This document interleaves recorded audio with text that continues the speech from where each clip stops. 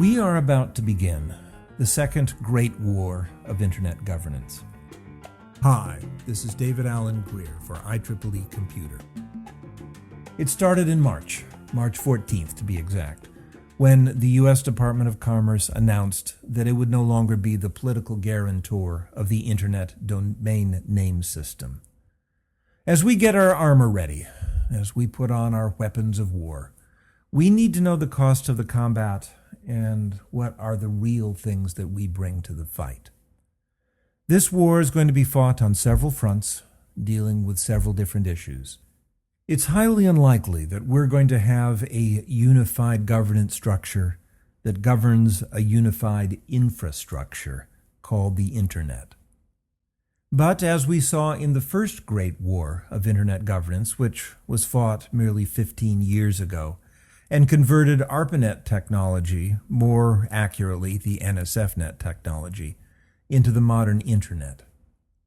That was a contentious fight, marked by some nasty negotiations, a couple acts of cyber terrorism that temporarily seized control of the domain name system, but at the end, it was an armistice rather than a clear victory.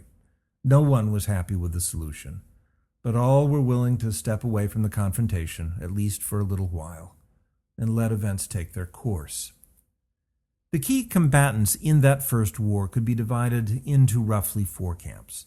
Those who sought fortune, those who sought knowledge, those who wanted to rebuild society in a new image, and those who wanted to strengthen society as it was. Each held different assumptions and opinions about how the new network should be governed. The four found a bit of common ground during that first war in principles that were articulated in a document that has since come to be known as the Green Paper.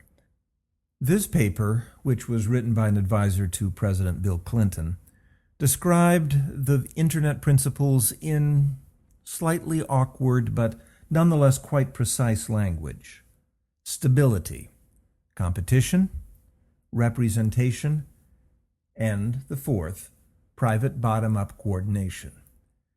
As a political slogan, it's never going to be ranked with those great revolutionary phrases, liberté, égalité, fraternité, or even a chicken in every pot and a car in every garage. Nonetheless, it was important to the age.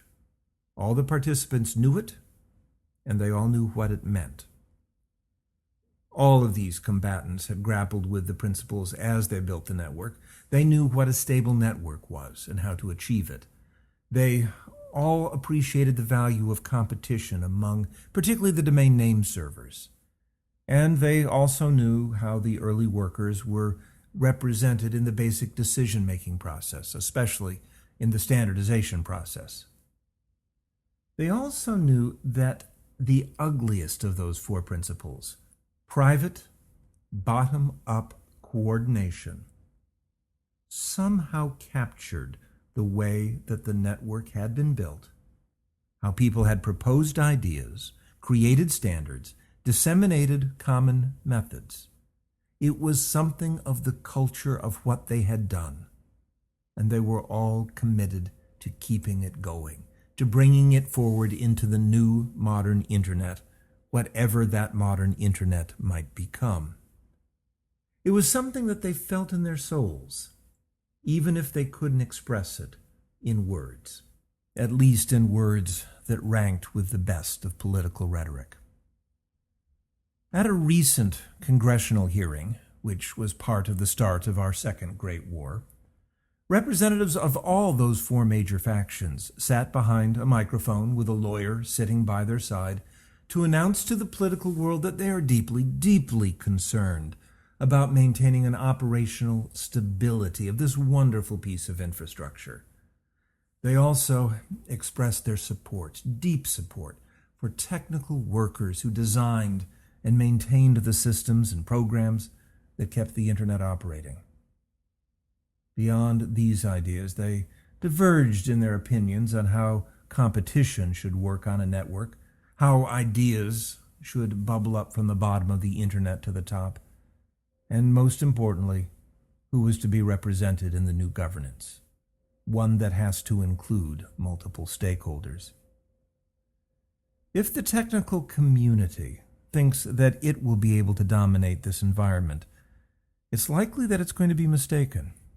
When commercial stakeholders, military stakeholders, or even the civil society advocates who are scrambling around the edges of the debate seek peace in this conflict, they're going to look for a peace in which the technical decisions are well under their control.